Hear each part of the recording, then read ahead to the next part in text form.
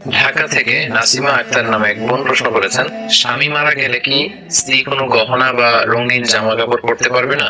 আমাদের সমাজে অনেক বিধবা নারীদের আজীবন সাদা শাড়ি পরে থাকতে দেখা যায়। ইসলামের দৃষ্টিতে এটা কতটুকু সঠিক?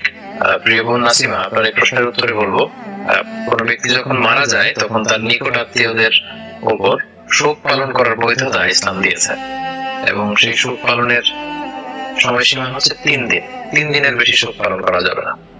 আমার বাবা যদি মারা যায়, কিংবা আমার মা যদি মারা যায়, বা আমার আত্মীয় স্বজন কেউ যদি মারা যায়, সেক্ষেত্রে শোক পালনের বিধান ইসলামে রয়েছে, এটাকে উৎসাহিত করা হয়েছে, এবং সেটার বৈধতা হচ্ছে মাত্র 3 দিন।